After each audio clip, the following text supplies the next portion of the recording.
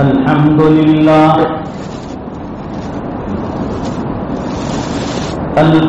لله وكفى وسلام على عباده الذين اصطفى خصوصا على أفضلهم وخاتم النبيين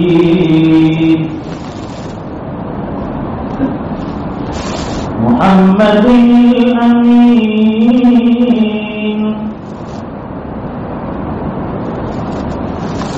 وعلى آله وصحبه أجمعين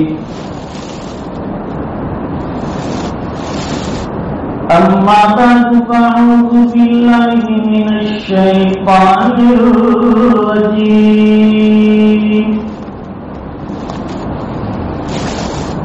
بسم الله الرحمن الرحيم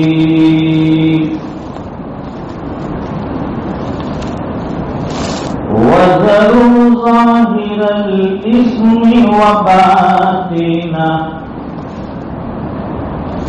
وقال الله تبارك وتعالى في مقام آخر يا أيها الذين آمنوا قوا أنفسكم وأهليكم نارا صدق الله العظيم.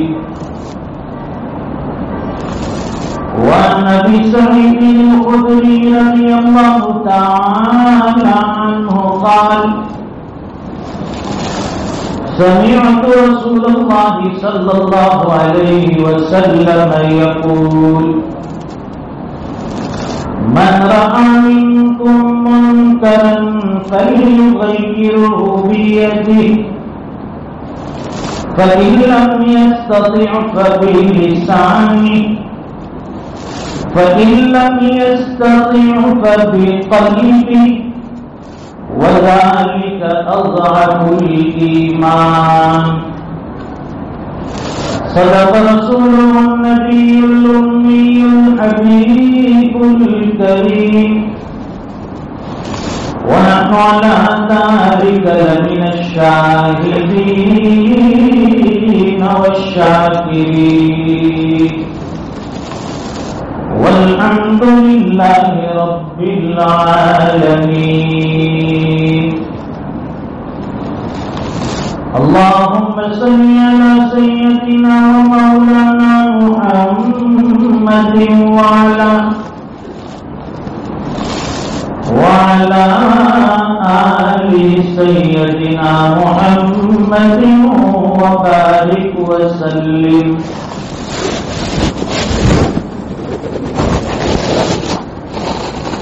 بزرگان محترم،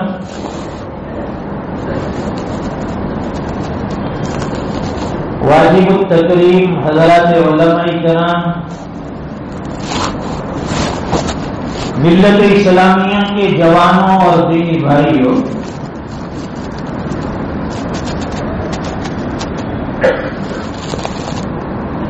اللہ رب العزت نے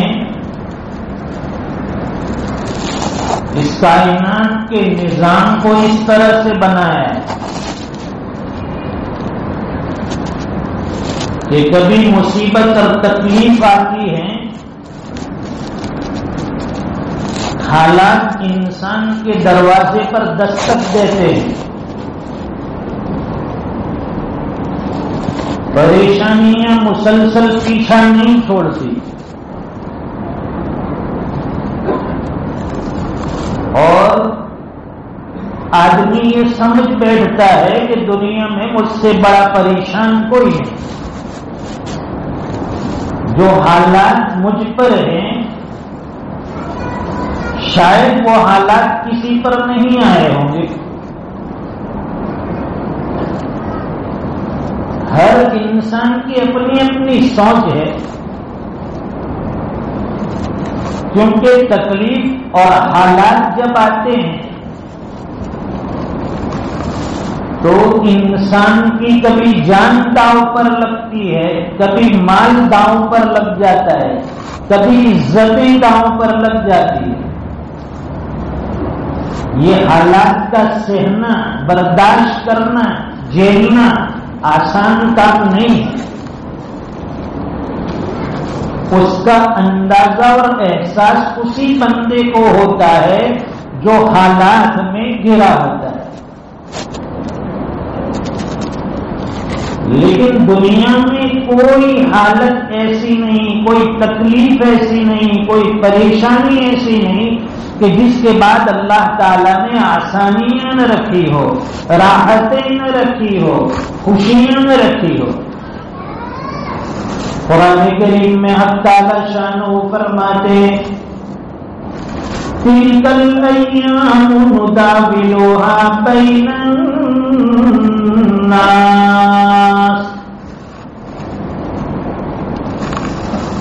یہ گردش ایام پلٹتے رہتے ہیں، آتے جاتے ہیں۔ ایک ایمان والا آنے والے حالات کے بعد اس کے ایمان میں اور مضبوطی آتی ہے، اس کے قدم کبھی ڈگمگاتے نہیں ہیں، وہ کبھی تھک ہار کر بیٹھتا نہیں۔ لا تقنطوا من رحمت اللہ، اب تعالیٰ شانہ قرآن کریم میں بشارت دیتے ہیں، اطمینان دے رہے ہیں، دھارس بندھا رہے ہیں، اے میرے بندے حالات سے نا امید مت ہو جا، تکالیف اور پریشانیوں سے مایوس مت ہو جا، اللہ کی رحمت آج بھی وہی ہے۔ اس لیے انسان کو کبھی مایوس نہیں ہونا چاہیے۔ آتے ہیں حالات کبھی اور کہتے ہیں کہ جب حالات آتے ہیں تو ایسے آتے ہیں کہ اپنے بھی ساتھ چھوڑ دیتے ہیں، جو ساتھ میں بیٹھ کر کھانے پینے والے، گپ شپ کرنے والے، ہاں میں ہاں ملانے والے، جو کبھی ہمارے بہت خیر خواہ سمجھے جاتے تھے، ہمارے اپنے سمجھے جاتے تھے، لیکن حالات میں ان کی بھی آزمائش اور ان کا بھی امتحان ہو جاتا ہے، اور دھیرے دھیرے سب ساتھ چھوڑ دیتے ہیں، اور آدمی اس بہانے تک اور اس لمٹ تک پہنچ جاتا ہے۔ کبھی اس کے دل میں یہ وسوسہ آتا ہے کہ میں خودکشی کر لوں، اپنی جان دے دوں، کوئی راستہ نہیں ہے۔ کبھی تو سر میں قرض کا بوجھ ہے، کبھی تو گھر میں بیماریاں چل رہی ہے، کبھی کاروبار تجارت میں بے برکتی اور حالات کامیابی نہیں ملتی،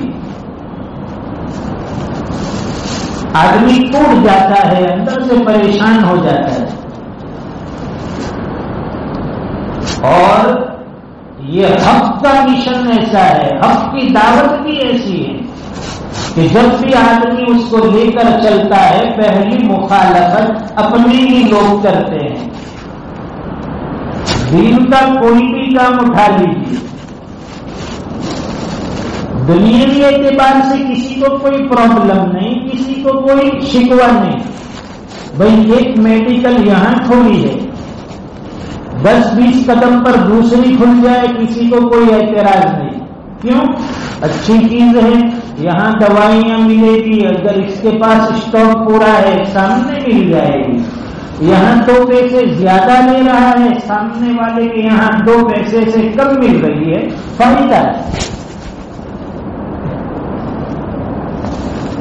مارکیٹ میں دکانیں لگی ہے، عمومی طور پر کوئی شکوہ اعتراض نہیں کرتا ہے، شخصی طور پر اعتراض ہوتے ہیں۔ ایک دکان والے کی دکان ہے، ویسے ہی گروسری کی دکان اگر کسی نے کھول لی اس بندے کو تو اعتراض ہوگا، باقی دوسرے کسی کو نہیں کہ بھائی یہ دکان جی تو نے یہاں کیوں لگائی۔ سب کہیں گے کہ سب کا بھلا ہے، فائدہ ہے، ضرورت کی چیزیں ملے گی، فائدے نہیں ہے۔ اسکول ایک کھلا ہوا ہے، دوسری جگہ کسی نے اسکول کھولا، اعتراض نہیں، بھائی معاشرے میں ہماری بستی میں ایجوکیشن اب ہوگا، بچوں کی بیداری آئے گی، تعلیم آئے گی، کوئی شکوہ نہیں۔ ہاں اگر کسی نے مسجد بنائی، ایک جگہ مسجد ہے، دوسری بستی میں کسی نے بنا دی، اب چینی گوئیاں ہونے لگے گی، بھائی یہ مسجد ہے، کیا ضرورت ہے وہاں بھی بنانے، یہاں آ کر نماز پڑھ لیتے۔ اگر وہاں واقعیتاً ضرورت ہے تو مسجد بنانی چاہیے اور اس میں تعاون ہونا چاہیے، ٹانگ کھینچائی نہیں ہونی چاہیے۔ یہی ہر مدرسے کا ہے، بھائی مدرسہ تعمیر ہو رہا ہے، تعلیم ہو رہی ہے، نئی نئی کلاسیں کھل رہی ہے، دینی علم اس کے ساتھ دنیاوی علم، عصری علوم پر بھی فوکس ہے، لوگوں کو اعتراض نہیں ہونا چاہیے، ہمیں تو سپورٹ کرنا چاہیے۔ جو بھی ہمارے علاقے میں بستی میں کوئی چیز عام فائدے کی ہوگی جس سے اہل ایمان اور انسانیت فائدہ اٹھا سکے، اس میں ہمارا بھرپور تعاون ہونا چاہیے۔ حضور پاک صلی اللہ علیہ وسلم حق کی طاقت لے کر کھڑے ہوئے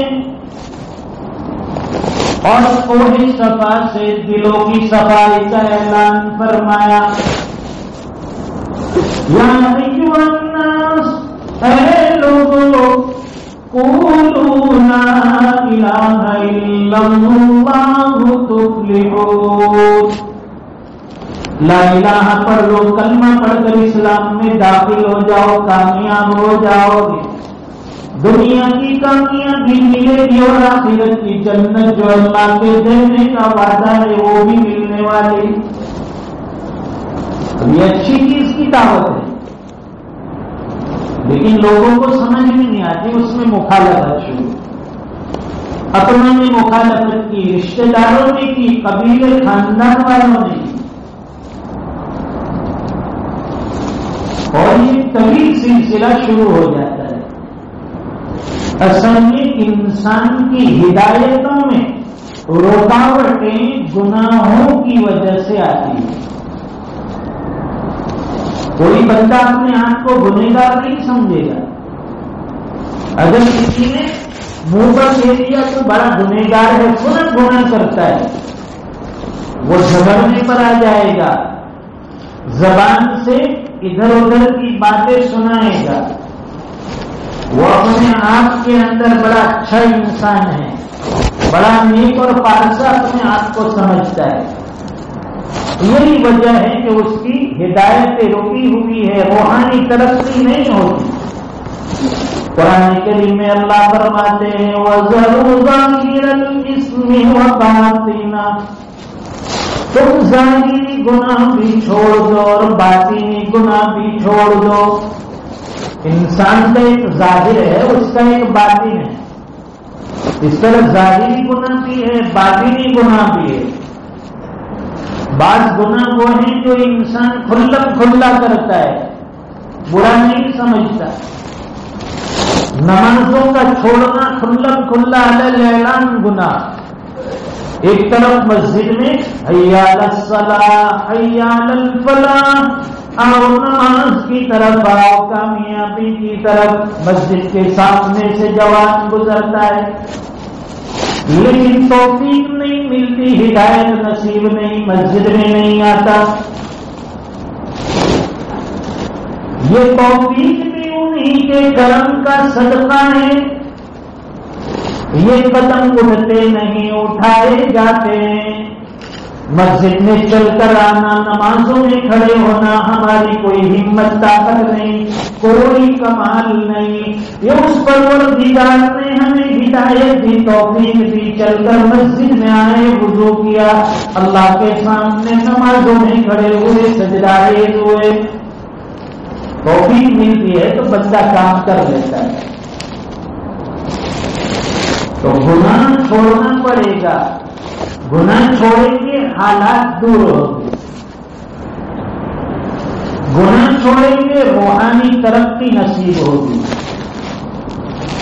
مشائخ کے یہاں جب سالک کوئی بیت ہونے والا بیت ہوتا ہے تو مشائخ پہلے اس کو اوراق وظائف بتاتے ہیں کہ بھائی تم لا الہ الا اللہ کی تسبیح کہو، الا اللہ کی تسبیح کرو، اللہ اللہ ضرب لگاؤ، یہ سب تسبیحات بتائی جاتی ہے، اللہ اللہ پڑھو، استغفار کرو، درود شریف پڑھو۔ بھائی کیوں کہ آدمی جتنا ذکر کرے گا اندر کی جو غلاظتیں ہیں، دلوں کی گندگیاں ہیں، باطنی گناہ ہے، اس کی صفائی ہو جائے گی۔ اور زبان سے جب اللہ کا پیارا نام لیتا ہے بندہ، فرشتے اس زبان کو چوم لیتے ہیں، ہونٹوں پر بوسہ دیتے ہیں۔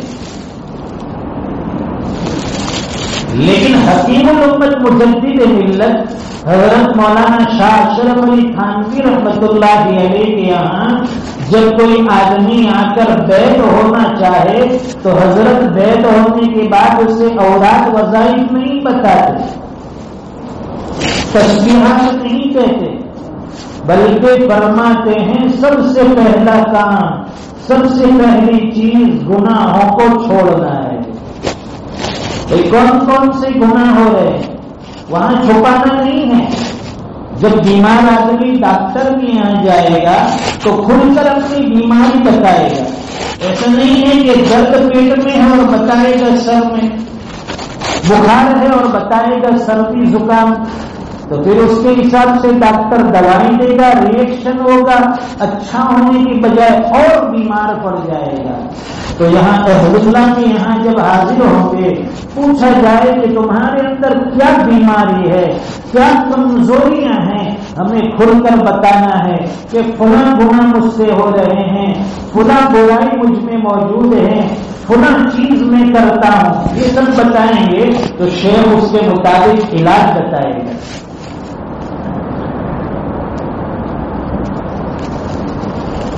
غالباً حضرت عبداللہ ابن عباس رضی اللہ تعالیٰ عنہ سے کسی نے پوچھا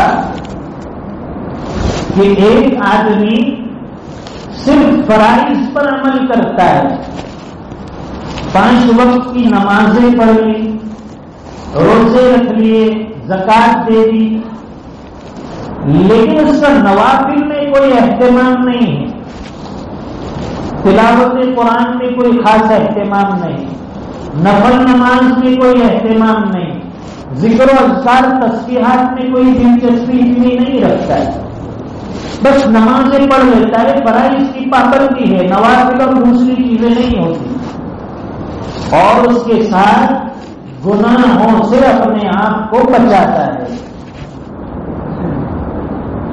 یہ آدمی اچھا ہے۔ یا پھر ایک آدمی جو کثرت سے نوافل کا اہتمام کرتا ہے، لمبی لمبی سنتیں، نفلیں، اوابین، اشراق، چاش اور تلاوت قرآن، لمبی لمبی دعائیں، خوب عبادتیں ہو رہی ہیں، لیکن ساتھ میں وہ بندہ گناہ بھی کثرت سے کرتا ہے، تو ان دونوں میں بہتر اور اچھا کون سا بنتا ہے؟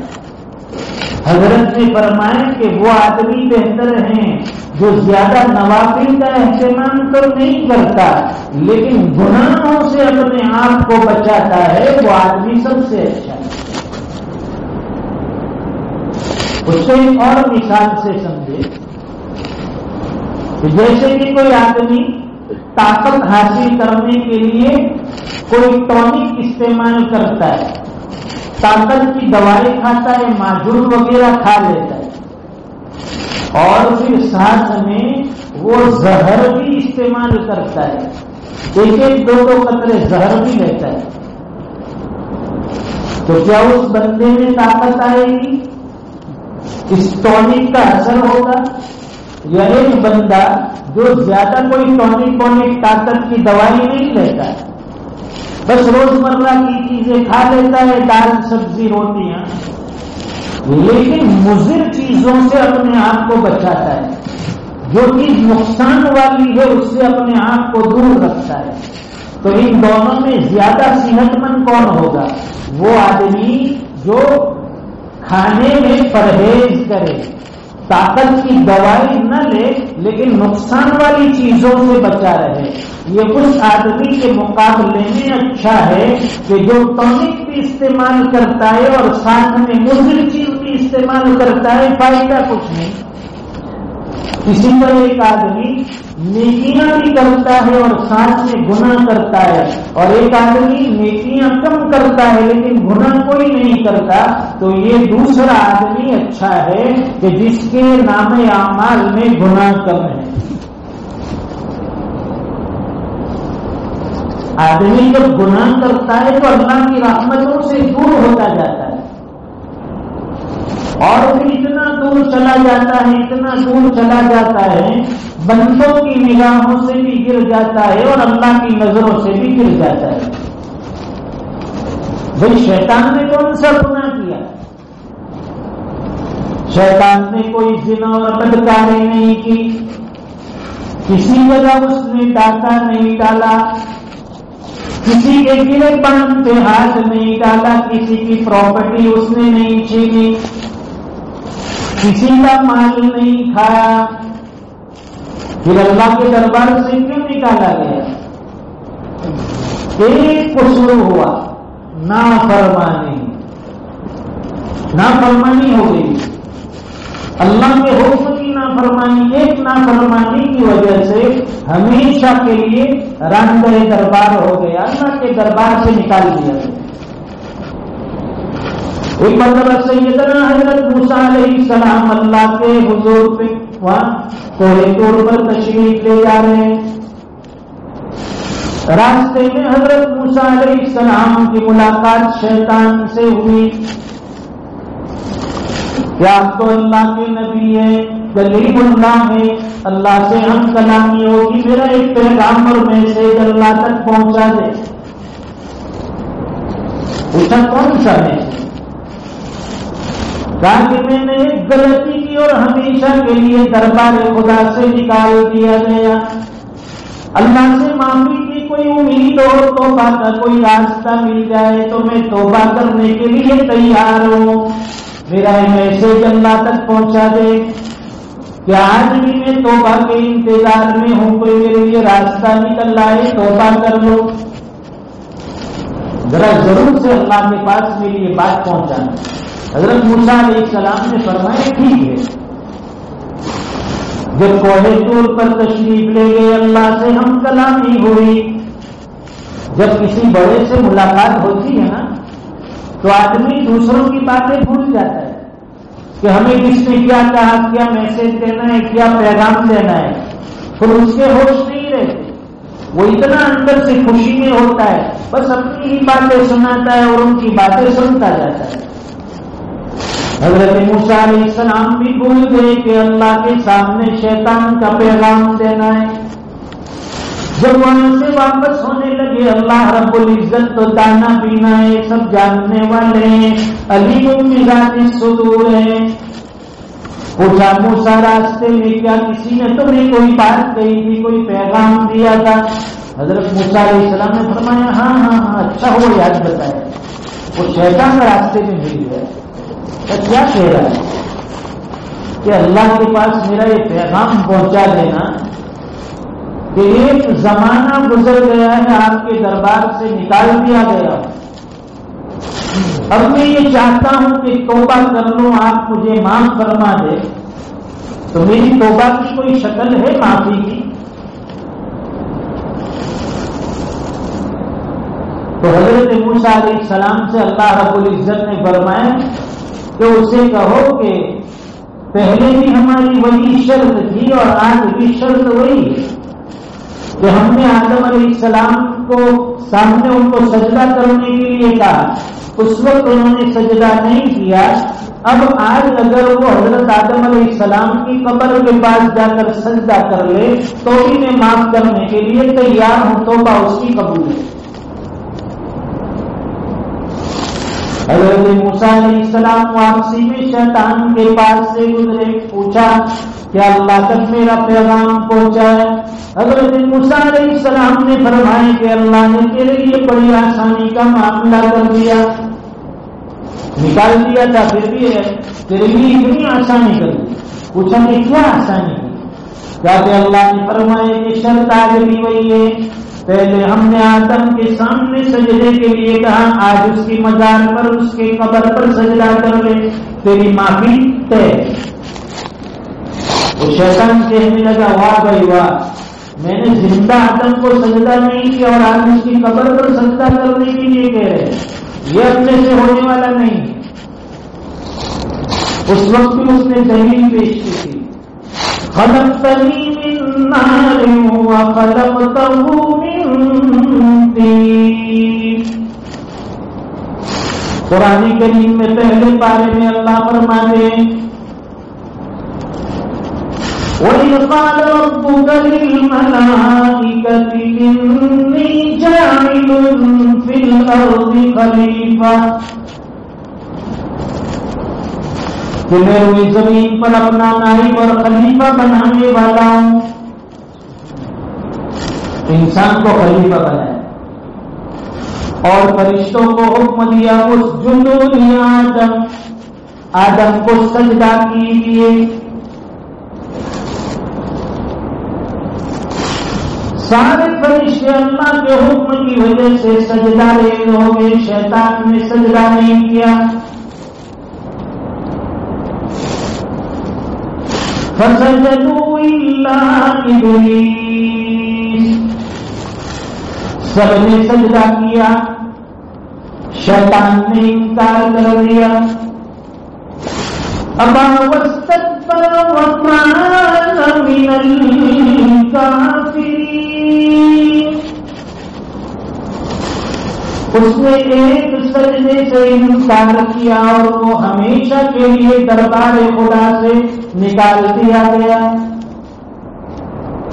معاملہ آج بھی یہی ہے، اور اس نے دلیل بھی تھی، خلقتنی من نار وخلقتہ من طین، عبادی تعالیٰ آپ نے مجھے آگ سے پیدا کیا اور آدم کو مٹی سے، اور آگ کی خاصیت یہ ہے کہ وہ بدلتی پر جاتی ہے، اوپر اڑتی ہے، اور مٹی کی خاصیت یہ ہے کہ اسے چھوڑ تو وہ نیچے آتی ہے۔ میرا مرتبہ تو آدم سے بڑا ہوا، افضل میں ہوں، آدم مفضول ہے، میں افضل ہو کر آدم کو سجدہ کیسے کر سکتا ہوں؟ نہیں کیا۔ اللہ نے فرمایا کہ پھر نکل تو یہاں سے، کیا کام ہے تیرا؟ اس ایک سجدے کا انکار کیا اور دربار خدا بندی سے نکال دیا گیا۔ آج روزانہ کتنے سجدے ہم چھوڑتے ہیں، کتنی نمازیں چھوٹ رہی ہے، کوئی احساس نہیں، کوئی فکر نہیں ہے۔ یہ بڑی رات میں آ کے نمازیں پڑھ لی، عبادتیں ہو گئی، اور سمجھ لیتے ہیں کہ اب تو جنید بغدادی کے بعد جنت میں اپنا نمبر ہے۔ اب رمضان آنے والی ہے، دسترخوان سجیں گے، دیگیں پکنے والی ہے، تراویح ہوگی، جو پڑھنے والے پڑھیں گے، پیچھے بیٹھنے والے پیچھے بیٹھ کر بھی مالوں کی دنیا بھر کے تماشے میں لگے رہتے۔ پہلے ایک زمانہ ایسا تھا کہ گناہ گھر سے باہر ہوتا تھا، اور اللہ کے گھر میں گناہ کا تو تصور ہی نہیں تھا۔ اور آج دور یہ ہے دوستوں کہ گناہوں میں اللہ کا گھر بھی محفوظ نہیں ہے۔ ہمارے جوان مسجد میں تراویح میں آتے ہیں، دیواروں کے ساتھ پیک لگا کر گپ شپ میں بیٹھے ہیں، موبائل پر پب جی گیم کھیل رہے ہیں، فری فائر چل رہی ہے، اور امام قرات میں لگا ہوا ہے، اللہ کا قرآن سنا رہا ہے، رحمتوں کا نزول ہوتا ہے، اور یہ اللہ کے گھر میں بھی بیٹھ کر نیکیوں سے محروم ہے۔ لوگ مسجد میں نیکیاں کمانے کے لیے آتے ہیں اور یہ یہاں سے گناہ کما کر باہر نکل رہا ہے، سوچیے کہ اس کے اوپر کتنی لعنت ہوگی۔ اللہ کے گھر کا احترام نہ ہو سکے تو چلے جائے مسجد، یہاں بیٹھ کر گپ شپ، گناہوں میں، بات چیت میں، گفتگو میں۔ اور کتنے جوانوں کے بارے میں سنا ہے، جیسے رمضان آتا ہے، IPL شروع ہوتا ہے، مسجدوں میں بیٹھ کر بھی IPL دیکھی جا رہی ہے، نیچے جماعت ہو رہی ہے، اوپر بالائی حصے پر بھی جماعت کھانا ہے، کچھ لوگ اوپر ہیں اور باقی لوگ بیٹھ کر وہاں IPL دیکھ رہے ہیں۔ پھر کہیں گے حالات آئیں گے، تو آئیں گے کہاں سے نہیں آئیں گے؟ ہم خود حالات کو دعوت دے رہے ہیں۔ قیامت خود آنے والی ہے، فضا عالم کی یہ کہتی ہے تباہی آنے والی ہے، دنیا اپنے ہاتھوں سے قیامت لانے والی ہے، فریب و مکر کے چکر میں دھوکہ کھانے والی ہے، عمل جیسا کیا سزا ویسے ہی پانے والی ہے۔ یہ اللہ کی طرف سے غنیمت جان لیجیے، مہلت زندگی ملی ہے، اللہ کی طرف سے موقع ملا ہے، میرے بندے سدھر جا، سنبھل جا۔ اللہ کا حکم نہیں ماننا ہے، اللہ کے نام پر کرنے کے لیے تیار نہیں۔ اللہ سے محبت ہے، اللہ کے نبی سے محبت ہے، لیکن اللہ اور اس کے رسول سے حکموں سے کوئی محبت نہیں۔ روزانہ کئی حکم ٹوٹ رہے ہیں اللہ کے،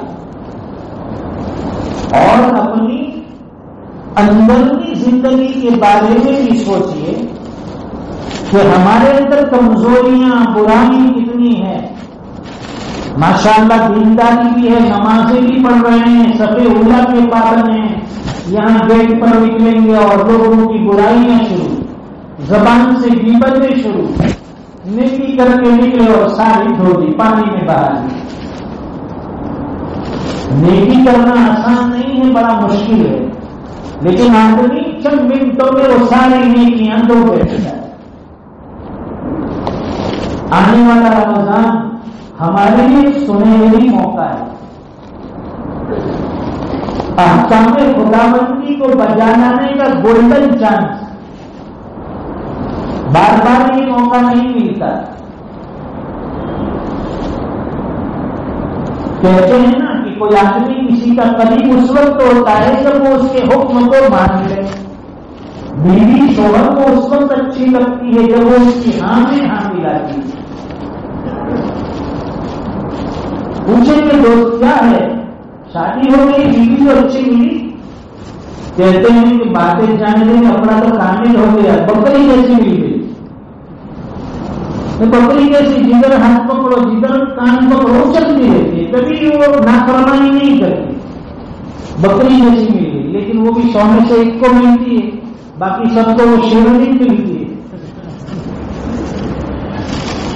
تو جس کو بکری جیسی مل گئی اس کا تو دنیا میں پیڑا پار، جنت کے مزے یہیں پر، وہ میاں جیسا کہے گا ویسے، آج یہ کرنا ہے یہ کریں گے، آج پنا جانا ہے پنا جائیں گے، وہاں نہیں جانا ہے نہیں جائیں گے، یہ پکانا ہے پکا دیں گے، سب ہمیں اتنی مٹی اور فرما بردار کہ اتنی اطاعت تو ہم اللہ کی بھی نہیں کرتے۔ کہتے ہیں یہ سب کی قسمت میں نہیں، اور اکثر لوگوں کی قسمت میں تو وہ درجے بلند کرنے والی ملتی ہے، اس کی کڑوی کچہری سنتے رہو، اس کے تانے سنتے رہو، روزانہ پھر لڑائی جھگڑے شروع، پڑوسی کی مزہ لیتے ہیں کہ آج برابر چل رہی ہے، بم دھماکے ہو رہے ہیں، ارے تو اس کے وہاں ہو رہے تو کبھی تیرے یہاں بھی دیوالی آئے گی، یہاں بھی ہونے والا ہے، کوئی بچنے والا نہیں ہے، یہ گھر گھر کی کہانی، یہ بڑا نازک رشتہ ہے۔ تو کہتے ہیں کہ بیوی وہ اچھی ہے جو شوہر کی اطاعت کرے، اس کے حکم کو مانے، اور بیوی کے لیے وہ شوہر اچھا ہے جو اس کے سامنے بکرا بن جائے، ہاں میں ہاں ملا دے، جیسا کہے ویسا۔ لیکن پھر ایسا نہیں کہ وہ کہے کہ پارک میں چلو تو وہاں جانا ہے، وہ کہے کہ 2 ٹکٹ لے لو، یہ سنیما کے آج ادھر کونے میں بیٹھ کے وہ مونگ پھلی میں دانے بھی کھائیں گے، نہیں ایسی اطاعت نہیں۔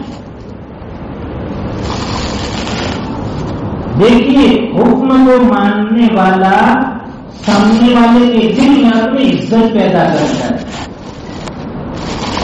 آپ نے ایک واقعہ سنا ہوگا، محمود غزنوی جو ہندوستان کے نام پر بادشاہوں میں ان کا نام آتا ہے، ان کا ایک غلام تھا ایاز، بڑا فرما بردار، بڑا موتی، بادشاہ کے حکم پر جان چھڑکنے والا. اور جو آدمی کسی کا بڑے آدمی کا قریب ہوتا ہے نا تو پھر ساتھ والوں کو جلسی ہوتی ہے، اس سے حسد ہونے لگتا ہے.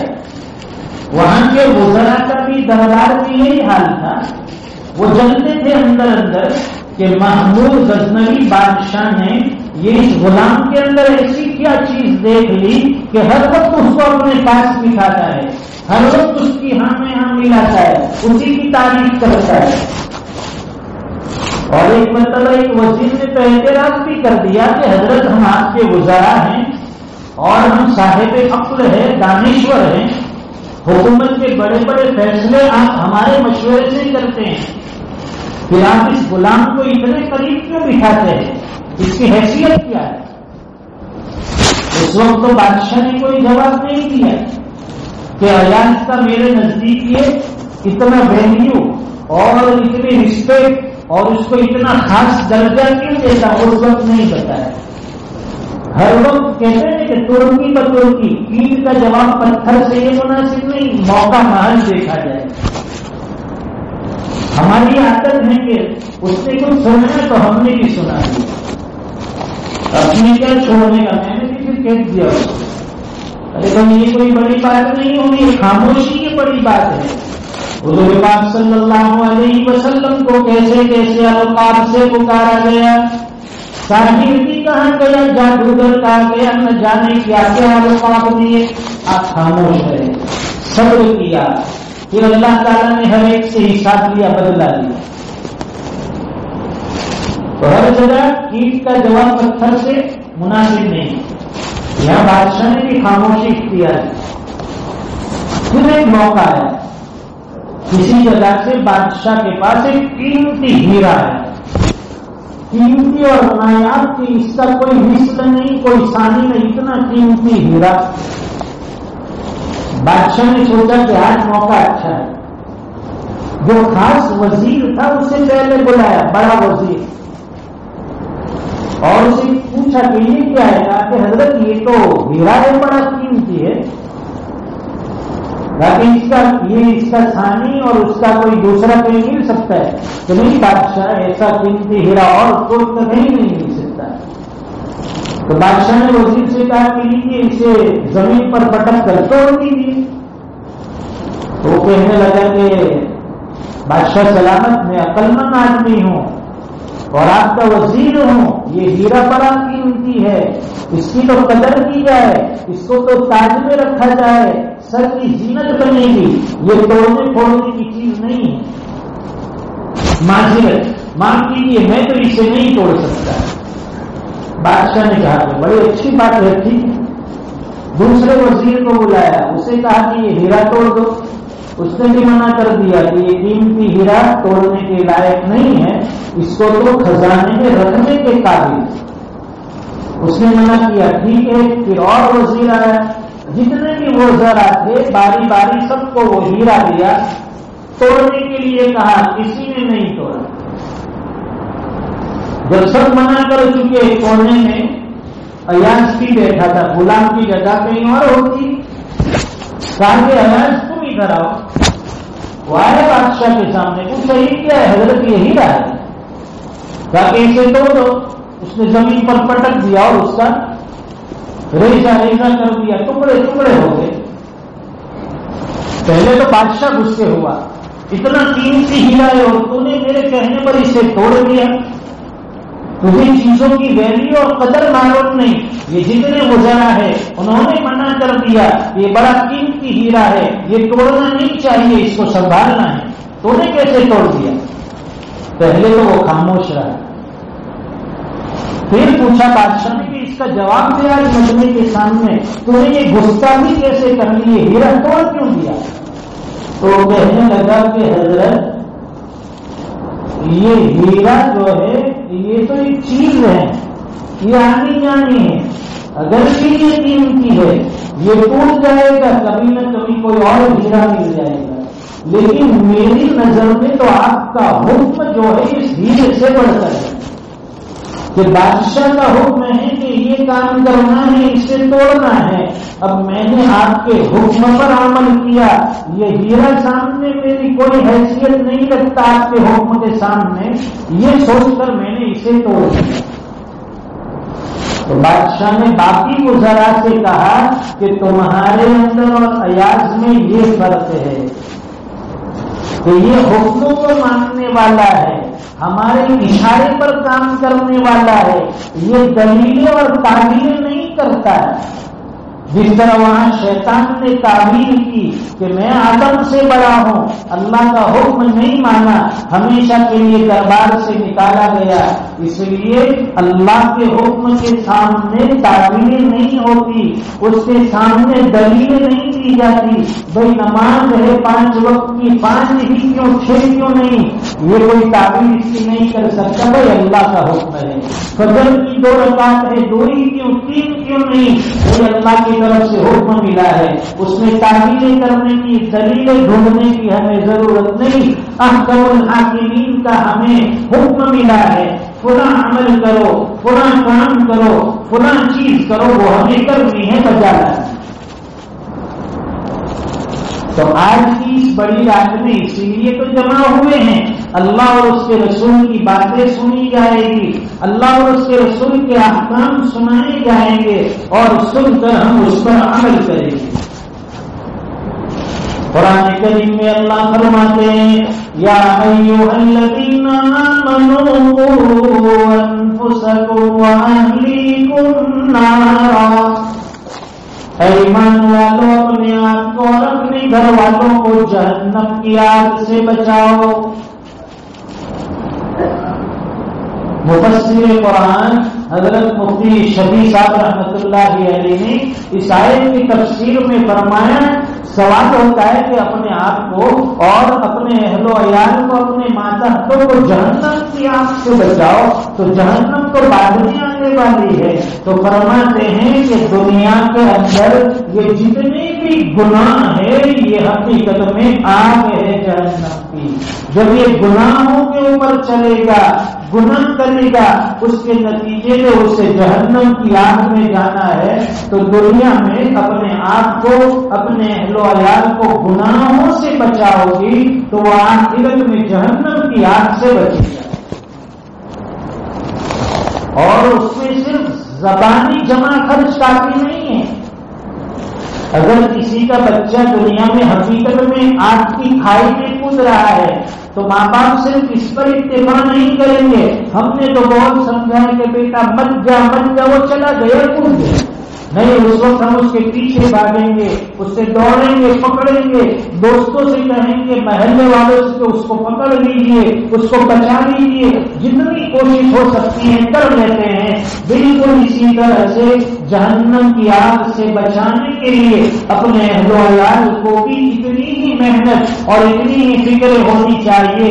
ہماری اولاد جا کہاں رہی ہے، کن سے مل رہی ہے، کون سے کام کر رہی ہے، اسکول جا رہی ہے، ان کے دوست کون ہیں، مدرسے میں ہیں ان کے دوست کون ہیں، باقی اوقات میں وہ کہاں اپنے وقت کو گزارتے ہیں، یہ ساری چیزوں کی نگرانی ہمیں رکھنی ہے۔ کہیں ہماری اولاد گناہوں میں مبتلا ہو جائے، غلط کاموں میں مبتلا ہو جائے، کہیں وہ جہنم کے مستحق نہ بن جائے۔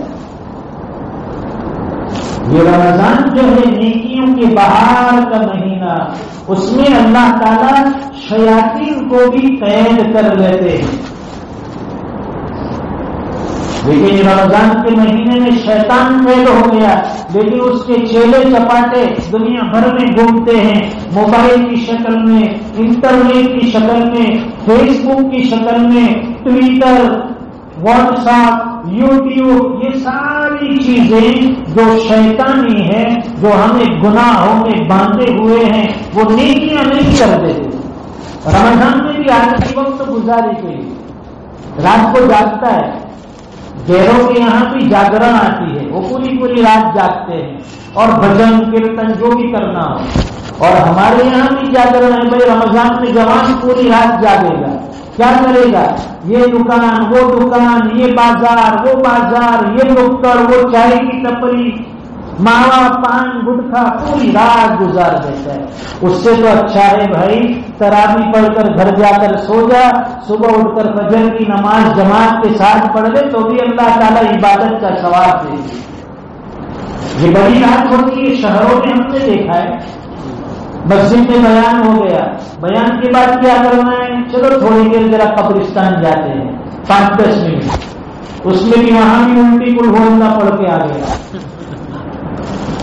اور جاتا تو اتنا بن ٹھنکے ہے وائٹ بھائی لوگ جیسا، آج یہ پکا مسلمان آ گیا ہے، عطر کی پوری شیشی لگا دیتا ہے، اور جماعت میں بھی اتنے چوڑے پیر کر کے سب میں کھڑا رہتا ہے، لگتا ہے کہ یہ پٹھان کا بچہ آج سب سے زیادہ نماز پڑھ کے جائے گا۔ 2 رکعت الٹے سیدھے سجدے کیے، سلام سیدھی طرف کی بجائے الٹی طرف پہلے پھیرا، پھر سیدھی طرف اور نکلا، چلو اب کہاں جائیں گے؟ نکالو بائک نکل کے، بازاروں میں گھومنا، نکڑوں پہ بیٹھنا، آوارہ گردی پوری رات ضائع ہو گئی۔ بھائی یہ نیکیاں کمانے کی رات تھی، ہم نے تو پوری رات گناہ کمائے۔ اللہ کی مغفرت سے امید لگانی تھی، رحمتیں برس رہی ہے، یہ جو ہیں اللہ تعالیٰ مغرب سے لے کر طلوع فجر تک اللہ تعالیٰ سمائے دنیا پر آ گئے ہیں، اور نکال رہی ہے، فرشتوں کی طرف سے اعلان ہوتا ہے کوئی مغفرت کا چاہنے والا تو اسے معافی دے دی جائے، ہے کوئی گنہگار جو توبہ کرنے والا تو اس کی توبہ قبول کی جائے، ہے کوئی اپنے حالات سے پریشان کہ اس کے حالات دور کر دیے جائے، شکوہ شکایتیں۔ لیکن یہ رب مانگنے دینے پر آیا ہے، پہلے آسمان پر آ کر بیٹھا ہے ہمارا پروردگار، انتظار میں ہے بندہ آ جائے، مانگ لے، میں اسے نواز دوں، اسے معاف کر دوں، اس کی توبہ قبول کر دوں۔ یہ نہیں ہوتا۔ باز ہر آنچ ہستی باز گر کافروں گبرو بت پرستی باز ادھر گہے ماں در گہے نا امید سب بار گر توبہ شکستی باز اے روکے ہوئے اللہ کے دربار سے بھاگے ہوئے گنہگار آجا اللہ کے دربار میں معافی مانگ لے، وہ پروردگار معاف کرنے کے لیے امیدیں لگا کر بیٹھا ہے، میرا بندہ آئے گا مجھ سے معافی مانگے گا، میں اسے معاف کر دوں گا، اپنی پریشانیاں بتائے گا، میں اس کی پریشانیاں دور کر دوں گا، مجھے مجھ سے مغفرت چاہے گا، میں اس کی بھی مغفرت کر دوں گا، اس کے خاندان کی، اس کے والدین کی، سب کی مغفرت کر دوں گا۔ کوئی مانگنے والا ہو تو ہم شام کے ہی دیتے ہیں، اور چاہنے والوں کو دنیا میں نہیں دیتے ہیں۔ کوئی مانگنے والا چاہیے اللہ سے، خالی شکوہ شکایت سے کچھ نہیں ہوگا، شکوہ اس سے کرنا ہے، مانگنا اس رب سے ہے، بس وہ تو انتظار میں ہے کہ آدمی صرف ظاہری شکل تو بنا لے، تھوڑا سا میرے سامنے ہاتھ پھیلا لے۔ دیکھیے چھوٹا بچہ بھی ماں باپ سے جب تک رو کر نہیں مانگتا، ماں باپ اسے نہیں دیتے، پہلے وہ مانگتا ہے ماں اتنے پیسے چاہیے، ابا اتنے پیسے چاہیے، اسے بغیر پہ نکل یہاں سے، روزانہ کتنے پیسے کھا جاتا ہے، پھر وہ اپنی ایکٹنگ شروع کرتا ہے، ادھر ادھر برتن اکھاڑتا ہے، ٹھوکتا ہے، دیوار میں سر مارے گا، پھر روئے گا، پھر ماں کو رحم آئے گا، وہ 10-20 روپے دے گی، کیا دکان سے کچھ لے کے آیا، کیونکہ اس نے اپنا کام کیا، وہ رونے جیسی شکل بنائی، تھوڑی سی آواز نکالی تو ماں کے دل میں رحم آئی۔ وہ پروردگار بھی یہی چاہتا ہے میرے بندے 2 آنسو تو بہا لے، میرے سامنے تھوڑی سی دیر تیرا منہ تو ایسا رونے جیسا بنا لے، 2 ہاتھ تو اٹھا لے، میں معاف کرنے کے لیے تیار ہوں، تیری مانگتیں پوری کرنے کے لیے تیار ہوں، تجھے نوازنے کے لیے تیار ہوں۔ یہ مانگنے کی رات ہے، عبادتوں کی رات ہے، اصل تو یہ ہونا چاہیے کہ آدمی انفرادی اعمال میں لگ جائے، لیکن اس بہانے سے دین کی کچھ باتیں سن لے اور اس پہ دو چار باتیں جو کام کی ہو وہ مل جائے، آدمی کی زندگی سنور جائے، اس کی زندگی امان پر آ جائے، اور اس بڑی رات میں اللہ تعالیٰ کچھ عبادات کی توفیق دے دے۔ اس نسبت سے یہ واضح و تقریر رکھی جاتی ہے، ورنہ آج کل بیانات تو دنیا میں کئی ہو رہے ہیں، یوٹیوب انٹرنیٹ کا زمانہ ہے، کسی بھی عالم کا نام لیجیے اس پر بیانات آ جائیں گے، کسی بھی چینل پر چلے جائیے لائیو پروگرام ملیں گے۔ یہاں مقصد صرف یہی ہے کہ دین کی باتیں سن کر جو باتیں دل میں اثر کرتی ہے یہاں سے اٹھ کر جانا ہے، اس کو اپنی زندگی میں لانا ہے۔ زندگی کے کئی قیمتی سال گزر گئے، 40 سال عمر عزیزت گزشت، مزاج تو از حال کتنی نگشت، 40 سال تو کیا 50-60 سال، اتنی پیاری زندگی اللہ نے ہمیں عطا فرمائی، وہ گزر گئی۔ اب آخری ایام میں نہ جانے کتنے دن باقی ہے، اللہ سے ملاقات کا وقت قریب آتا جاتا ہے، اٹھنے والا ہر قدم ہمیں موت کی طرف لے جاتا ہے، تو ہمیں اپنی قبر کی تیاری کرنی ہے، آخرت کی تیاری کرنی ہے، اپنے جنت کے لیے کچھ اعمال جوڑنے ہیں۔ دنیا کی پراپرٹی کے لیے، یہاں کے بینک بیلنس کے لیے، یہاں کی اچھی زندگی کے لیے ہم کتنی محنت کرتے ہیں۔ صبح 8 بجے گھر سے نکلتا ہے، رات کو 8 بجے گھر پہنچتا ہے، کیوں بھائی 12 گھنٹے کہاں تھا؟ بیوی بچوں کی فکر ستا رہی ہے، ان کو اچھی زندگی دے دو، اچھا مکان بن جائے، اچھی سواری آ جائے، کھانا پینا کپڑے اچھے آ جائے، اس لیے یہ محنت ہے۔ میرے بھائی یہ 50-60 سال کی زندگی کے لیے 2 دن رات محنت کرتا ہے، تو اپنی آخرت کی ہمیشہ کی زندگی، لامحدود زندگی، وہاں سے کوئی ریٹرن نہیں آئے گا، وہاں کی زندگی کبھی ختم ہونے والی نہیں ہے۔ اس زندگی کے لیے تم نے کتنی محنت کی، اس زندگی کے لیے کتنے گھنٹے لگائے، اس زندگی کے لیے اللہ کے راستے میں کتنے چلے اور مہینے چلا، وہ ذرا بتا دے۔ اصل میں فکر آخرت کی ہونی چاہیے۔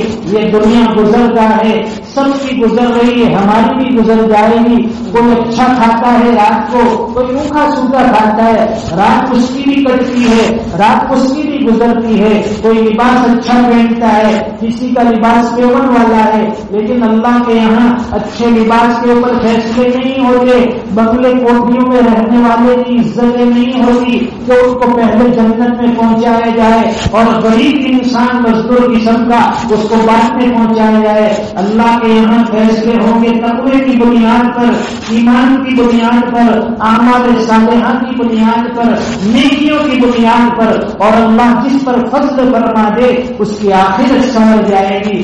آج کی اس رات میں ہمیں اللہ سے مانگنا ہے، اے اللہ آج تک تو در در کی ٹھوکریں کھا کر بھٹکتے رہے، جس دروازے سے گئے وہاں سے دھتکار کیے گئے، صرف نفرتیں ملی ہے، صرف بدنامیاں ملی ہے، الزامات لوگوں نے لگائے ہیں، لوگوں نے پورے القاب سے پکارا ہے، لوگوں نے ہمیں نہ جانے کیسی کیسی غلط نگاہوں سے دیکھا ہے۔ اے اللہ تو ہمیں اس قابل بنا دے کہ تیرے سامنے کھڑے ہونے والے بن جائے۔ کل قیامت کے دن اولین آخرین کا اجتماع ہوگا، وہاں ہماری زندگی ایسی مثالی ہو کہ ہمیں برا کہنے والے دیکھیں گے، ہم پر الزام لگانے والے دیکھیں گے، ہم سے نفرت کرنے والے دیکھیں گے کہ ہم جس بندے کو نکمہ سمجھتے تھے، جس کو بے حیثیت سمجھتے تھے، آج اللہ کے یہاں اس کی بڑی عزت ہے، اس کی بڑی شان ہے۔ بس اللہ تعالیٰ ہم سب کو نواز دے، اپنی رضا والی زندگی نصیب فرمائیں۔ آج کی یہ بڑی رات ہے، انفرادی اعمال اگر ہو سکے تو کر لیجیے، کچھ دعاؤں کا اہتمام ہو، کچھ نفلوں کا اہتمام، تلاوت قرآن ہو، اس مبارک رات میں 2-4 رکعت تہجد کی نصیب ہو جائے، اگر کسی کو روزہ نصیب ہو جائے، اپنے مرحومین کے لیے کچھ اشارے ثواب دعائیں مغفرت ہو جائے، یہ سارے اعمال غنیمت ہیں۔ یہ رمضان سے پہلے اللہ تعالیٰ نے چند راتیں اور ایام ایسے رکھے ہیں، یہ رمضان کے لیے ایک زینہ ہے، ایک مقدمہ ہے کہ اب رمضان قریب آنے والا ہے۔ ابھی سے پریکٹس شروع کر دیجیے، ابھی سے اپنے آپ کو اس قابل بنا لیجیے کہ اس ماہ مبارک تک پہنچ کر نمازوں میں کھڑے رہنا آسان ہو جائے۔ دعاؤں میں ہاتھ اٹھانا آسان ہو جائے، اللہ کے سامنے اللہ کا قرآن سننا ہمارے لیے آسان ہو جائے۔ اور ماشاءاللہ آئندہ کل جو بڑا دن ہے، اور اس دن میں آئندہ کل ہمارے جامعہ دارالاحسان میں طلباء عزیز کا ایک پروگرام بھی ہے۔ ہمارے جامعہ دارالاحسان کے 18 بچوں نے حفظ قرآن مکمل کیا ہے، تو اس حفظ قرآن کی تکمیل کے موقع پر، اس سنہرے اوسر پر اور اس خوشیوں کے موقع پر ہمارے بادلی سے حضرت مفتی محمود صاحب، اسی طرح حضرت مفتی ابراہیم صاحب تشریف لا رہے ہیں۔ ان بزرگوں کے قیمتی بیانات سے، ان کی نصیحتوں سے بھی فائدہ اٹھائے، اپنے آپ کو وہاں پہنچائیں، اپنے ساتھیوں دوستوں کو بھی وہاں لے جائے۔ یہ مدارس اس وقت دنیا میں دین کے قلعے ہیں، یہاں آ کر باطل طاقتیں ٹکرا کر ریٹرن ہو جاتی ہے، واپس ہو جاتی ہے۔ یہ مدارس ایسے ہیں جو باطلوں کا مقابلہ کرتے ہیں۔ یہاں علماء بیٹھے ہیں، قال اللہ قال رسول کی صدائیں روزانہ گونجتی ہے، اللہ کی رحمتیں چھم چھم برستی ہے۔ ان مدارس سے محبت کیجیے، علماء کا احترام کیجیے، ان کو اچھی نگاہوں سے دیکھیے، جتنا ہو سکے ان کا سپورٹ کیجیے۔ آئندہ کل کا ایک بڑا پروگرام ہے، اس پروگرام کو کامیاب بنانے کے لیے دعائیں بھی کرنی ہے، اور ہمیں خود چل کر بھی وہاں جانا ہے، دعاؤں میں شرکت کرنی ہے۔ جو کچھ ہمارے حصے میں خدمت آئے وہ خدمت بھی ہمیں کرنی ہے، اور دعاؤں کا تحفہ لے کر ہمیں آنا ہے۔ اپنے اولاد کو بھی یہ فکر کے ساتھ وہاں پہنچائے کہ بھئی ہمارے بچے حافظ قرآن بنے، عالم دین بنے، بچیوں کے اندر دین ڈال جائے۔ اور ماشاءاللہ تو اسکولوں کے ساتھ مدرسے کا نظام بھی شروع ہوا ہے کہ بچے ایک ہی جگہ پر مدرسے کی تعلیم بھی لے لیتے ہیں اور اصلی اور دنیاوی ایجوکیشن بھی حاصل کر لیتے ہیں۔ حالات جو ہیں دنیا کے اس وقت بہت نازک ہے دوستو، اپنی اولاد میں تعلیمی بیداری اور تعلیمی فکریں پیدا کرنے کی ضرورت ہے۔ اللہ تعالیٰ ہمیں اس قابل بنائے، اس مبارک مجلس میں اس رات میں بیٹھ کر جو بات کہی سنی گئی، اللہ تعالیٰ ہم سب کو عمل کا داعیہ اور جذبہ نصیب فرمائے، اور حق تعالیٰ شان ہو اپنی رضا والی زندگی دے، کلمہ ایمان پر ہماری موت نصیب فرمائے اور اپنی رضا کا پروانہ دے دے۔ اور رمضان کا جو مبارک مہینہ آنے والا ہے، اس مبارک مہینے کو زیادہ سے زیادہ نیکیوں میں اللہ تعالیٰ وصول کرنے والا بنائے۔ ہر سال ہمارے حاجی عبدالصمد چاچا پالا والا ہے، ہمارے سہیل بھائی ہے، مولانا عبید اللہ صاحب ہے، آپ کے نواپور کے اکثر لوگ دعوت پیش کرتے، ہمارے شکیل بھائی، تو بھائی اس بہانے سے ملاقات ہو جائے، آپ حضرات سے دین کی نسبت سے آنا ہو جائے۔ اور 2008 سے الحمدللہ مسلسل یہاں آنا ہوتا ہے، آپ حضرات کی زیارت ملاقات ہوتی ہے، آپ لوگ 1 گھنٹے تک مجھے برداشت بھی کرتے ہو، بڑی محبت اور اکرام فرماتے ہو۔ اللہ تعالیٰ حضرات کو جزائے خیر دے، اور ہر طرف ماشاءاللہ نواپور کا نام پھیلا ہوا ہے۔ ہمارے مولانا عبید اللہ صاحب بڑے نوجوان عالم دین ہیں، بڑی فکریں ہیں کہ بھئی ہمارے نواپور میں دین پھیل جائے، دین کے چرچے شروع ہو جائے، یہاں کے لوگوں میں دینی بیداری آ جائے۔ یہ باڈولی کے رہنے والے مفتی محمود صاحب، مفتی ابراہیم صاحب یہ باڈولی کے رہنے والے، وہاں بھی ان کا مدرسہ ہے، یہ چاہتے تو وہاں محنت کر سکتے ہیں، لیکن اللہ تعالیٰ نے ان کو آپ کے علاقے کے لیے، آپ کی بستی کے لیے قبول کیا ہے۔ آپ ان کا تعاون کریں، ان کا ساتھ دیں، ان کے کام میں ہاتھ بٹائے، ادارے کو ترقی دینے کی کوشش کرے۔ ساتھ میں جو بچوں کا گھر بھی چلتا ہے دار صدیق، ماشاءاللہ وہاں بھی اچھی خدمتیں ہمارے عبدالصمد چچا اور باقی حضرات فرماتے ہیں۔ اللہ تعالیٰ سارے دینی کاموں کو قبول فرمائے، ہمارے اندر جوڑ پیدا فرمائے۔ دلوں میں نفرتیں بہت پھیلی ہوئی ہے، اسے نکالنے کی ضرورت ہے۔ محبت کے ساتھ ایک پلیٹ فارم پر مسلمانوں کو آنا چاہیے۔ آج دنیا کے حالات دستک دے رہے ہیں، مسلمانوں کو بکھیرنا توڑنا چاہتے ہیں۔ مسلمان جس دن ایک پلیٹ فارم پر آئے گا انشاءاللہ پرچم اسلام پھر پوری دنیا میں لہرائے گا۔ وہ محمد رسول اللہ کے دور کا وہ ماحول انشاءاللہ دوبارہ دنیا میں بیدار اور زندہ ہوگا۔ اللہ تعالیٰ صحیح سنی باتوں کو قبول فرمائے۔ وآخر دعوانا الحمدللہ رب العالمین۔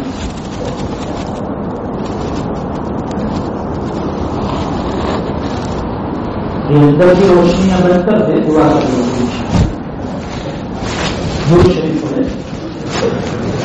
اللهم صل على سيدنا مولانا محمد وعلى آل سيدنا ومولانا محمد صلاة تنجينا بها من جميع الأحوال والآفات وتقضي لنا بها جميع الحاجات وتطهرنا بها من جميع السيئات وترفعنا بها عندك أعلى الدرجات وتبلغنا بها أقصى الغايات من جميع الخيرات في الحياة وبعد الممات إنك على كل شيء قدير. ربنا آتنا في الدنيا حسنة وفي الآخرة حسنة وقنا عذاب النار. رب ارحمهما كما ربياني صغيرا. ربنا لا تزغ قلوبنا بعد إذ هديتنا وهب لنا من لدنك رحمة إنك أنت الوهاب. ربنا لا تجعلنا فتنة للقوم الظالمين ونجنا برحمتك من القوم الكافرين. لا إله إلا أنت سبحانك إنا كنا من الظالمين. يا حنان يا منان يا بديع السماوات والأرض يا ذا الجلال والإكرام. یا اللہ ہم سب کے گناہوں کو معاف فرما. اے اللہ بڑے گنہگار ہیں، خطا کار ہیں، عاصی نافرمان ہیں. اے اللہ در در کے ٹھوکریں کھا کر بھی نہیں سدھرے ہیں. کریم آقا کرم کا معاملہ فرما. رحیم آقا رحم کے فیصلے فرما. ہم خود بگڑے ہوئے ہیں، نکل میں ہیں، ناکارہ ہے. اے اللہ ہم اپنے حالات پر نہیں دیکھتے، گناہوں کو نہیں دیکھتے، بس زبان پر شکوے ہیں کہ ہمارے مسلمان ہونے کی وجہ سے حالات ہے. اے اللہ حالات تو ہمارے گناہوں کی وجہ سے ہیں، ہماری نافرمانیوں کی وجہ سے ہیں. اے اللہ گناہوں کے دلدل سے نکال دے، مغفرت کا پروانہ عطا فرما دے، اب گزر گزر کے فیصلے فرما دے. اے اللہ بخشش سے ہماری جوڑیاں بھر دے. اے کریم آقا ہم کمزوروں پر کرم فرما دے. رحیم آقا ہم پر رحم کے فیصلے فرما دے. اے غفار الذنوب ہم سب کے گناہوں کو معاف فرما. اے ستار العیوب ہمارے عیوب پر پردہ پوشی فرما. ہمارے والدین کے گناہوں کو معاف فرما. ہمارے اہل و عیال کے گناہوں کو معاف فرما. ہمارے اساتذہ مشائخ کے گناہوں کو معاف فرما. اے اللہ پوری امت کے گناہوں کو معاف فرما دے. امت مسلمہ پریشان ہے، حالات سے دو چار ہیں، ہر جگہ سے اے اللہ ڈھونڈے ہوئے ہیں. جہاں جاتے ہیں نفرتوں کی نگاہ سے دیکھے جاتے ہیں، جہاں جاتے ہیں رسوا کیے جاتے ہیں. اے اللہ قصور تو اتنا ہے کہ ہم نے کلمہ پڑھا ہے، قصور تو اتنا ہے کہ چہرے پر داڑھی ہے، قصور اتنا ہے کہ سر پر ٹوپی پہنتے ہیں، قصور اتنا ہے کہ مسجدوں سے حیات صلاح حیات فلاح پکارتے ہیں، لوگوں کو کامیابی کی دعوت دیتے ہیں. اے اللہ دنیا نہیں سمجھتی، ہم انہیں جہنم کی آگ سے بچانے کی فکریں کرتے ہیں، ہم انہیں دوزخ سے بچانا چاہتے ہیں. وہ ہمیں اپنا دشمن سمجھتے ہیں، حقیقت میں ہم ان کو اپنا بھائی سمجھتے ہیں. ہم ان کے جہنم کی کھائی سے نکال کر جنت کے باغات میں لے جانا چاہتے ہیں. اے اللہ ہمیں اس قابل بنا دے، ہمیں بھی جنت کا مستحق بنا، ہمارے اہل و عیال کو بھی بنا، ہمارے والدین کو بھی بنا، پوری امت مسلمہ کو اے اللہ جنت کا مستحق بنا دے. مبارک راتیں زندگی بھی کتنی آ گئی، لیکن زندگی وہی کی وہی ہے، کہیں سدھار نظر نہیں آتا. غفلتوں کے ڈوبے ہیں، وہی گناہ جو پہلے تھے آج بھی ہو رہے ہیں، وہی لالچ والی زندگی آج بھی ہے، وہی نیتوں میں بگاڑ آج بھی ہے. اے اللہ کوئی دن تو ایسا آ جائے کہ جس میں ہم کوئی عمل اخلاص کے ساتھ کر لے، آپ کو راضی کرنے کے لیے کر لے. اے اللہ جو بھی عمل کرتے ہیں ریا و دکھاوا آ جاتا ہے، جو بھی عمل کرتے ہیں دکھلاوا آ جاتا ہے، نفسیات غالب آ جاتی ہیں. اے اللہ ہمیں شہرت بڑی پسند آ جاتی ہے. یا اللہ آپ کے لیے اخلاص کے ساتھ کوئی عمل کرنے والا بنا.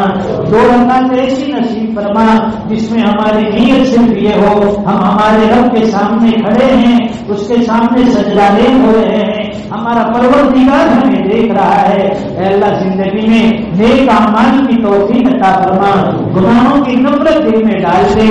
اے اللہ بہت سے لوگ پریشان ہیں، اپنے اپنے حالات کے اعتبار سے پریشان ہیں. کسی کو اے اللہ پریشانی کا شکوہ بھی نہیں کر سکتے، لوگ مذاق اڑاتے ہیں، کسی کے سامنے اپنا ٹکڑا سناؤ پیچھے سے مسخرہ کرتے ہیں، برائیاں کرتے ہیں. اے اللہ آپ کے سامنے ہم اپنا ٹکڑا پیش کرتے ہیں، اپنی پریشانیوں کو بیان کرتے ہیں. سب کی پریشانیاں دور فرما فرما، سب کے دکھ درد کو ختم فرما، پورے عالم کے مسلمانوں کی جان مال عزت آبرو ایمان و یقین کی حفاظت فرما، پریشان حالوں کی پریشانیاں دور فرما، حاجت مندوں کی ضرورتیں پوری فرما، بیماروں کو شفا عطا فرما، قرضوں کے بوجھ میں ڈوبے ہوئے اس سے نکلنے کی سبھی شکلیں پیدا فرما، دنیا سے ایمان پر جانے والوں کو جنت الفردوس عطا فرما، اپنے وقت پر خاتمہ بالخیر فرما۔ اللہ آئندہ کل جو جامعہ دارالاحسان کا اجلاس ہونے جا رہا ہے، پیارے اللہ اس اجلاس کو کامیاب بنا دیجیے۔ اللہ علاقے کے لیے برکت عطا فرما، مقبولیت عامہ اور تامہ عطا فرما، محنت کرنے والوں کو مزید حوصلہ ہمت عطا فرما۔ اللہ آپ کے خزانے غیب سے نصرت اور مدد شامل حال فرما۔ اللہ ہمارے نونہال، ہمارے بچے جو وہاں دین کا علم حاصل کرتے ہیں، پیارے اللہ ان کے ساتھ قوم کو وہ ہمدردی عطا فرما کہ ان کے ساتھ اعزاز و اکرام کر سکے، اللہ علماء کا ادب کر سکے، علماء کا اکرام کر سکے۔ پیارے اللہ ہمارے دارالاحسان کو قبول فرما لیجیے، منتظرین کے عزائم کو غلط فرما لیجیے، محنت کرنے والے کی محنتوں کو قبول فرما لیجیے۔ اے اللہ ہمارے گناہوں کو معاف فرما دے، اے اللہ ہمارے گناہوں کو معاف فرما دے۔ بڑے نکلنے ہیں، ہاتھ اٹھا کر معافی مانگ لیتے ہیں، پھر گناہ کر بیٹھتے ہیں، وعدہ کرتے ہیں پھر وعدہ توڑ دیتے ہیں۔ اے اللہ معاف فرما دے، ہمارے والدین کی مغفرت فرما، ان کی قبروں کو نور سے منور فرما، جنت میں اونچے سے اونچا مقام عطا فرما، ہمارے مرحومین کی مغفرت فرما۔ اگر والدین ہمارے زندہ ہے، بقید حیات ہے، ان کی عمروں میں برکت عطا فرما، ان کو صحت عافیت دے دے، ان کی خدمت کر کے ہمیں جنت کا مستحق بنا دے، ان کی نیک دعاؤں کا ہمیں مستحق بنا دے۔ اے اللہ جو لوگ اولاد کے سلسلے میں پریشان ہیں، ان کے اولاد کو ماں باپ کا مطیع فرما بردار بنا دیجیے، جن کی اولاد نکاح کی عمر کو پہنچ چکی ہے، رشتے نہیں آ رہے ہیں، اللہ ان کے لیے نیک صالح جوڑ کا انتظام فرما۔ اے اللہ جن کے اولادیں شادی شدہ ہے لیکن اولاد کی نعمتوں سے محروم ہیں، ان کی گود کو ہرا بھرا فرما دیجیے، جن کے اولاد ہے نافرمان ہیں ان کو فرما بردار بنا دیجیے۔ پیارے اللہ آپ کا دربار سجا ہوا ہے، مغفرت کے لیے ندائیں دی جا رہی ہے، اللہ بخشش کے لیے پروانے بانٹے جا رہے ہیں۔ ہم بھی یہاں اس نوابپور کی سرزمین پر اے اللہ آپ کے اس مقدس گھر میں بیٹھ کر آپ کے سامنے بھیک مانگ رہے ہیں، مغفرت بھی ہمیں چاہیے، بخشش بھی ہمیں چاہیے، رحمتیں بھی ہم پر نازل فرما، پریشانیاں بھی ہم سب کی دور فرما۔ اللہ جتنے بھی اعلان ہو رہے ہیں وہ سارے اعلان کے ہم سب کو مستحق بنا دیجیے، ہماری خالی جوڑی کو کر دیجیے۔ پیارے اللہ جو مانگا وہ بھی اللہ کر دے، مانگنا بہت کچھ ہے لیکن ہماری زبان پر وہ الفاظ نہیں ہے، ہمارے پاس وہ آداب نہیں ہے، آپ سے ہم کلامی کرنے کا، آپ سے مانگنے کا سلیقہ طریقہ نہیں آتا۔ پیارے اللہ ہم تو نادان بچے کی طرح ہے جو ضد کر بیٹھتا ہے، جو اڑے ہوئے ہیں ضد پر آتا ہے۔ اے اللہ ہم بھی ہاتھ پھیلائے ہوئے ہیں، ہم بھی آپ کے سامنے معصوم بچوں کی طرح ہے۔ اے اللہ ہمارے اٹھے ہوئے ہاتھ کو خالی نہ فرما، مانگا وہ بھی عطا کر دے، نہ مانگ سکے اس سے بہتر اور بڑھ کر عطا فرما۔ یہ دعائیں اپنے فضل و کرم حبیب پاک صلی اللہ علیہ وسلم کے صدقے کو قبول منظور فرما۔ ربنا تقبل منا انك انت السميع العليم وتب علينا انك انت التواب الرحيم وصلى الله على النبي الكريم آمين برحمتك يا